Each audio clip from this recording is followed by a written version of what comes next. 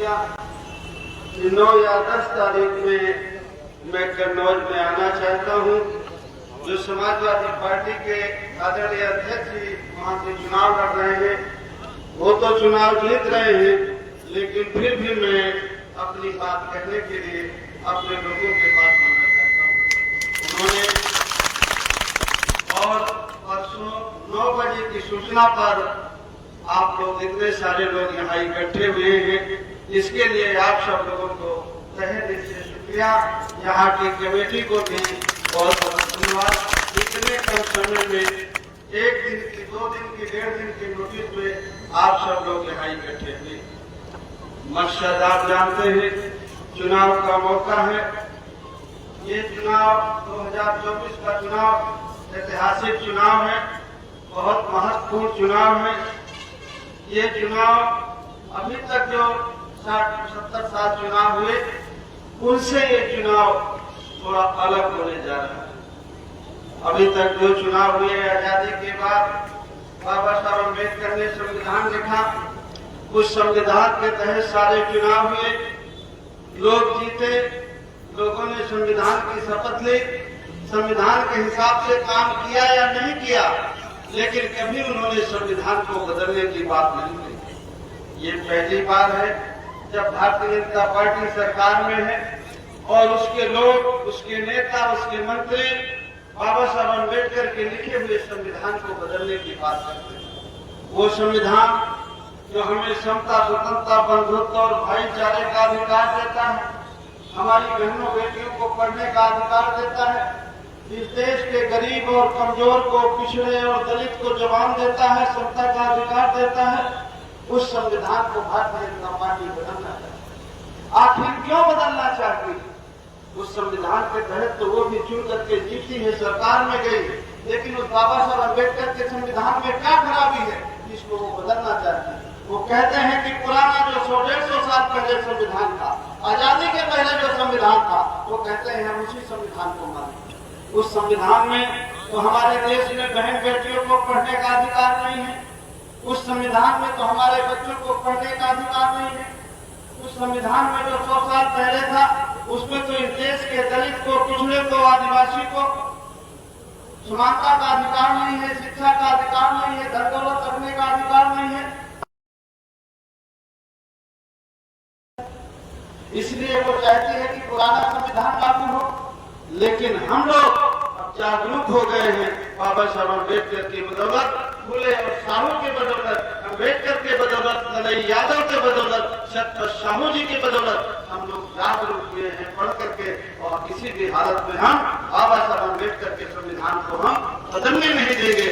हम जानते हैं इस बात को, हम इस बात को जानते हैं कि संविधान है तो हमारा वजूद है, और अगर संविधान नहीं है तो हमारा और हमारे बच्चों का वजूद नहीं है। इसलिए आपको तय करना है कि जो भारतीय जनता पार्टी संविधान बदलने की बात कर रही है, उस भारतीय जनता पार्टी को आने वाले 13 तारीख को आपको बदल देना है, आपको इस देश से भगा करके बाहर देना है।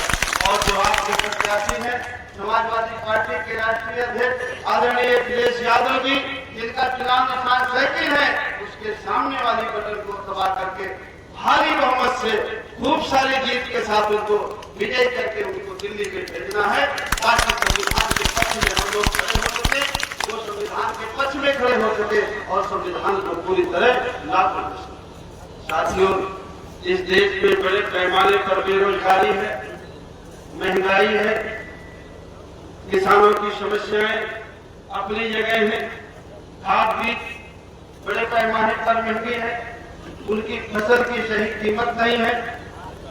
अग्निवीर योजना जैसी 4.5 साल की हमारे बच्चों के ऊपर थोपी गई, और बच्चे हमारे नौकरी के लालच में तो 4 साल के लिए अग्निवीर योजना में जाते हैं, लेकिन अग्निवीर योजना में जो जाएंगे, अगर वो शहीद होंगे तो शहीदी का दर्जा नहीं उन्हें मिलेगा, वो बेचारे पे मौत मारे जाएंगे। इसलिए हम चाहते हैं कि सेना की ये अग्निवीर योजना को खत्म कर दिया जाए और नियमित सेना की भर्ती हो, जैसे पहली भर्ती होती थी।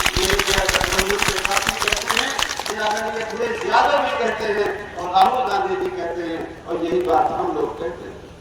साथियों, पुरानी पेंशन बहाल हो, हमारे जो बच्चे नौकरियों में जाते हैं या नौकरियों में हैं, पुरानी पेंशन उन्हें नहीं मिले, ये रिटायर हो जाते हैं, पूरी जिंदगी 60 साल तक वो सरकार की सेवा करते हैं, आप लोगों की सेवा करते हैं, इसके बाद उन्हें पेंशन नहीं दी जाती। तो समाजवादी पार्टी के घोषणा पत्र चाहे इंडिया अलायंस का घोषणा पत्र, उनमें दोनों में ये चीजें लिखी हैं कि हम पुरानी पेंशन को बहाल किया करें। मैं अपने साथियों से अपील करूंगा कि आप सब लोगों को जो हमारा इंडिया अलायंस का घोषणा पत्र, चाहे वो समाजवादी पार्टी का है चाहे कांग्रेस पार्टी का है, उस घोषणा पत्र को आपको जरूर पढ़ना है और उस घोषणा पत्र को भी आज और कल में और परसों में जन जन तक पहुंचा देना है, हर घर तक पहुंचा देना। जैसे घोषणा पत्र में लिखा है कि अगर इंडिया गठबंधन की सरकार बनी तो हमारे देश की केंद्र सरकार की 30 लाख नौकरियों के पद खाली पड़े हैं। उन सरकार बनने के बाद इंडिया गठबंधन की उन नौकरियों में तुरंत नौजवान बच्चों को रखा जाएगा जो हमारे पढ़े लिखे बच्चे हैं, ताकि उनकी बेरोजगारी दूर हो, उनके घर की समस्याएं दूर हो और देश का काम अच्छे से चल सके, देश तरक्की करे और प्रदेश तरक्की करे। इन 10 सालों में भारतीय जनता पार्टी की सरकार ने नौकरी देने का काम नहीं किया। 30 लाख पद सरकारी खाली पड़े हैं, लेकिन सरकार ने भर्ती नहीं की। सरकार ने जगह निकाली, सरकार ने जगह निकाल के आपके फार्म भरवाए और एक एक नेता के पास बहुत सारे लोगों ने सिफारिश की और परीक्षा की डेट देते हैं, पेपर लीक कर देते हैं और कहते हैं अगली बार परीक्षा होगी, ताकि आप उस लालच में रहें और उनसे जुड़े रहें, उनके नेता से जुड़े रहें कि नहीं भाई अगली बार देख लें ये नेता हमारी सिफारिश कर देगा तो हमको हमारी नौकरी लग जाएगी। लेकिन वो कभी सिफारिश नहीं करेंगे। थोड़ी बहुत जो नौकरियां निकली तो किन लोगों की भर्ती हुई ये आपको अच्छी तरह से मालूम। हमारे देश में सिविल सेवा में IAS का सबसे बड़ा पद है, IAS और IPS का। उनमें से कितने बच्चे इस देश के गरीब और कमजोरों के हुए ये आपको अच्छी तरह मालूम। चाहे वो पिछड़े लोग हो, चाहे दलित लोग हो, चाहे आदिवासी हो, हमारा रिजर्वेशन खत्म किया गया, हमारे बच्चों की सुविधाएं खत्म की गई, पिछड़े और दलित को नौकरी ना देना पड़े, इसके लिए सारे सिस्टम को, सारी सरकारी चीजों को बेचा जाना है, ताकि ये बेचती जाएंगी और जब ये प्राइवेट में चली जाएंगी तो प्राइवेट सेक्टर में रिजर्वेशन नहीं है, आरक्षण नहीं, तो पिछली जात के बच्चों को, दलित समाज और आदिवासी समाज के बच्चों को उनमें नौकरी नहीं दी जाएगी और नौकरी तो समान लोगों को दी जाएगी। ये हमारी तरफ साजिश हो रही है। इन साजिशों से आपको सावधान रहने की जरूरत है। अगर आप इस 24 के चुनाव में जागरूक नहीं हुए तो आने वाला समय एक इतिहास बन जाएगा। चुनाव होगा कि नहीं होगा इसकी भी आशंका है कि आने वाले समय में चुनाव होगा भी 24 के बाद कि नहीं होगा। ये भी हमें सोचने का विषय है।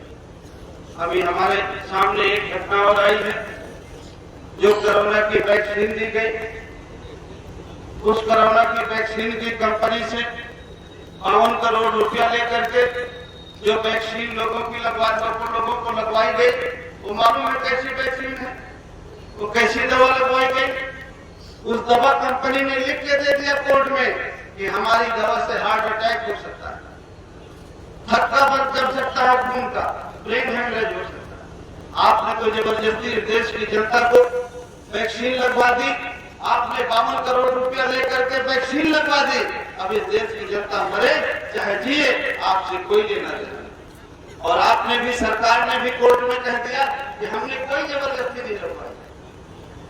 उस समय तो जबरदस्ती की, लेकिन अब कोर्ट में लिख के दे दिया कि हमने कोई जबरदस्ती नहीं दी, लोगों ने अपनी मर्जी से वैक्सीन लगवाई। और जो वैक्सीन, जो दवा आपने लगवाई, 52 करोड़ रुपया आपकी पार्टी को उसने चंदा दिया, घूस दिया। उस 52 करोड़ रुपया लेने के बदले आपने 140 करोड़ जनता की जान को आपने खतरे में डाल दिया। उस 52 करोड़ में 140 करोड़ जनता की आपने सौदा किया। जिस देश की सरकार ऐसी हो जो हमारी वोट से चुनी जाती हो, हमारे पैसे से चलती हो, हमारे पैसे का खाती हो, हमारे पैसे का कपड़ा पहनती हो, हमारे पैसे से जहाज में उठती हो, वो हमारी जान का सौदा करे, ऐसी सरकार को आपको सबक सिखा करके भेजना है कन्नौज से। ये कहने के लिए मैं आपको साथियों, मैं ये अच्छी तरह जानता हूँ कि आदरणीय अखिलेश जी के क्षेत्र आप सब लोग पहले से उनके साथ, लेकिन फिर भी मैं अपील करने के लिए आया। और मेरे इतनी ही अपील है कि आप जितना ज्यादा अंतर से जिता सके, जितनी ज्यादा वोटों से जिता सके, उतना ज्यादा कन्नौज का नाम होगा। कन्नौज का विकास जितना श्री अखिलेश यादव जी के समय में हुआ, आपने 5 साल तो एक आदमी को जिताया, आपने देखा कि कन्नौज में कोई काम हुआ, कोई विकास हुआ, कोई सड़क, कोई पुल, कोई हॉस्पिटल कुछ बना? और जब श्री अखिलेश यादव जी थे सांसद, तब कैसा था कन्नौज? तब कैसा कन्नौज था? जैसा कन्नौज में सड़कें मिलती हैं, वैसी सड़कें तो जल्दी से कहीं देखने को नहीं मिलती। कन्नौज का मेडिकल कॉलेज, ये सारी सुविधाएं आदरणीय अखिलेश जी यादव के समय में हुआ। मैं भी इस समय समाजवादी पार्टी के साथ हूं। मैं जौनपुर से उम्मीदवार हूं। मेरा भी निशान साइकिल है। जब संविधान की चर्चा आई, संविधान बदलने की बात हुई, तो मैं चुनाव के 1-1.5 महीना पहले मैं आदरणीय अखिलेश यादव जी से मिला और मैंने ये बात कही कि ये चुनाव अपने और अपने बच्चों के भविष्य को बचाने का है, लोकतंत्र को बचाने का है, संविधान को बचाने का है। संविधान बचेगा तो हम बचेंगे, हमारे आने वाली पीढ़ियां बचेगी। और अगर संविधान नहीं बचेगा तो जो 200 साल पहले वाली स्थिति है, गले में हाड़ी और पीछे झाड़ू, वही स्थिति हमारी हो रही है। इसलिए हम नहीं चाहते हैं कि संविधान हमारे देश का बदला जाए। तो हमारा समर्थन आपको है, ये कहने के लिए मैं उनके पास गया। मैं उनसे ये कह करके आया कि हमारा जन अधिकार पार्टी है, हमारा पार्टी का छोटा सा संगठन है, हम भी संविधान बचाने के लिए आपको समर्थन करते हैं, इंडिया गठबंधन को समर्थन करते हैं। मैं ये कह करके चलाया। एक दिन उन्होंने मुझे बुलाया और उन्होंने कहा कि हमारी इच्छा है, हम लोगों ने ये तय किया है कि जौनपुर से आप पार्लियामेंट का इलेक्शन लड़े। तो मैंने सोचने विचारने के बाद, अपने साथियों से चर्चा करने के बाद जब उन्होंने ये कहा, तो मैं उनकी बात को मान करके मैं जाकर के जौनपुर से पार्लियामेंट का इलेक्शन लड़ रहा हूँ।